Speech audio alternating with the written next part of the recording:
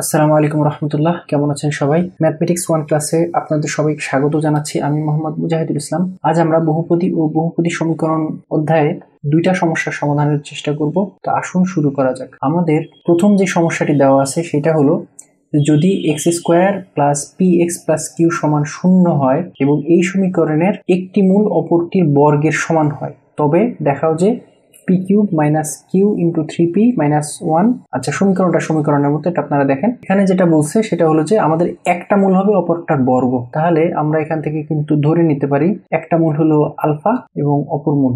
আচ্ছা, যদি লিখি এরকম, একটি মূল আলফা এবং অপর মূল অপরটির বর্গ, অর্থাৎ এটা হচ্ছে আলফা স্কোয়ার। এখন আমরা দ্বিঘাত সমীকরণ থেকে জানতে পেরেছিলাম যে আমাদের যে দ্বিঘাত সমীকরণ তার মূলদ্বয়ের গুণফল সমান হলো এটা কনস্ট্যান্ট যেটা আছে সেটা আর এক্স স্কোয়ার সহগ যেটা আছে সেটার অনুপাত, অর্থাৎ মূলদ্বয়ের গুণফল হলো আলফা ইন্টু আলফা স্কোয়ার, মানে মূল দুটার গুণফল সমান হলো ধ্রুবপদ, অর্থাৎ এখানে আমাদের জন্য আছে কিউ এবং এখানে এক্স স্কোয়ারের সহগ অর্থাৎ আছে 1। তাহলে আমরা এখান থেকে যেটা বলতে পারি সেটা হলো যে আলফা কিউব সমান হলো কিউ। এটা কিন্তু আমরা একটা মান পেয়ে গেলাম। আর আরেকটা কি জানতাম? আরেকটা জানতাম হলো যে মূলদ্বয়ের যোগফল সমান হলো, মানে নেগেটিভ সাইন, এক্স এর সহগ ভাগ এক্স স্কোয়ারের সহগ। তাহলে আবার মূলদ্বয়ের যোগফল অর্থাৎ এই আলফা প্লাস আলফা স্কোয়ার সমান এক্স এর সহগ পি আর ভাগ হলো এক্স স্কোয়ার সহগ 1 সাইন নেগেটিভ।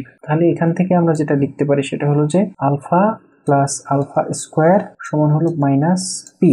আমরা যখন এই অবস্থায় এসে পৌঁছলাম তখন আমরা যে কাজটা করতে পারি সেটা হলো যে এর উভয় পক্ষে ঘন করতে পারি, মানে এটাকে কিউব করলাম, এটাকে কিউব করলাম। আমাদের এ প্লাস বি হোল কিউবের ফর্মুলাটা এরকম ছিল যে A plus B whole cube সমান হলো A cube plus B cube plus 3ab into A plus B. এটা ছিল আমাদের ফর্মুলাতে। আমরা এই ফর্মুলা অনুযায়ী এটাকে সাজাই। আমাদের এ কিউব, এখানে এ না, এখানে alpha cube plus alpha square তার কিউব প্লাস 3 ইন্টু এ মানে হলো আলফা, তারপরে বি মানে হলো alpha square bracket start, a মানে হলো আলফা প্লাস বি মানে হলো আলফা স্কোয়ার সমান মাইনাস কে কিউব করলে মাইনাস হয় আর পি কে কিউব করলে পি কিউব হয়। এটা হলো আমাদের এই অবস্থায় এসে দাঁড়ালো। এরপরে আমরা এই সমীকরণটা একটু সহজভাবে সাজাই। Alpha cube plus alpha cube তার হোল স্কোয়ার আমরা এইভাবে লিখতে পারি পর থেকে, plus 3 into alpha square alpha cube into alpha plus alpha square equal minus p cube. এখন আমরা 1 নম্বর সমীকরণে কিন্তু আলফা কিউব সমান কিউ এটা জানতে পেরেছিলাম।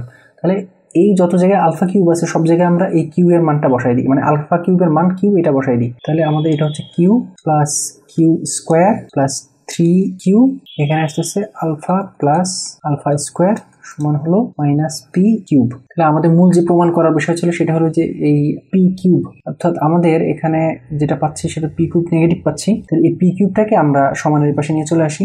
আচ্ছা, আমরা কিন্তু এখানে একটা লাইন বাদি দিয়ে চলে আসছি, সেটা হলো যে এটা আমরা একবারে কিউব করে দিচ্ছি, তো আমাদের এখানে আরেকটা সমীকরণ নাম্বার দিয়ে আমরা সেখান থেকে একটা মান পেতে পারতাম। সেটা হলো যে আলফা প্লাস আলফা স্কোয়ার সমান হলো মাইনাস পি ছিল। হ্যাঁ, এটাকে 2 নম্বর সমীকরণ দিয়ে আমরা কিন্তু এখান থেকে একটা মান পেতে পারি এবং সেই মানটা কিন্তু আমরা এখানে এনে বসাবো। তাহলে সেটা হবে, তাহলে সেই মানটা আমরা বসাই q plus q square plus 3 Q.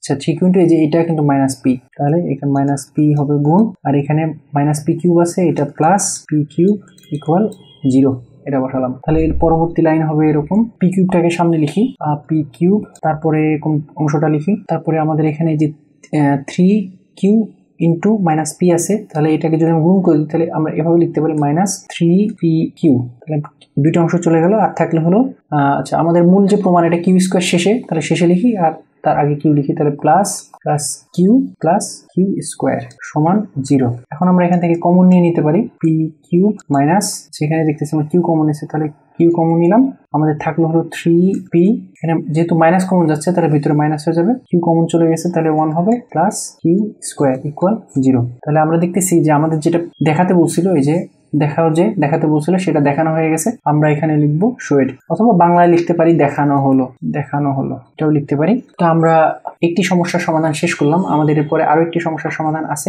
আমরা এখন সেই সমস্যার সমাধানের দিকে চলে যাব। আমাদের পরবর্তী সমস্যাতে বলা আছে যে এই একটা সমীকরণ, সমীকরণের মূলদ্বয়ের অনুপাত P/Q অথবা P অনুপাত Q হলে দেখাতে হবে আমাদের এই যে এই জিনিসটা। এইটার সমাধান আমরা কিভাবে শুরু করব?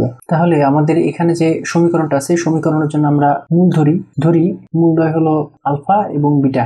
আমরা দ্বিঘাত সমীকরণের ক্ষেত্রে জানি যে মূলদ্বয়ের যোগফল অর্থাৎ এই আলফা প্লাস বিটা সমান হলো নেগেটিভ সাইন x এর সহগ বাই হলো x স্কোয়ারের সহগ বাই l। আবার আমরা জানি যে মূলদ্বয়ের গুণফল অর্থাৎ আলফা ইন্টু বিটা সমান হলো পজিটিভ সাইন ধ্রুবপদ বাই হলো x স্কোয়ারের সহগ। তাহলে আমরা এই দুইটা জিনিস জানি। পাশাপাশি আমাদের এখানে একটা অনুপাত দেওয়া আছে, মূলদ্বয়ের অনুপাত এত এত।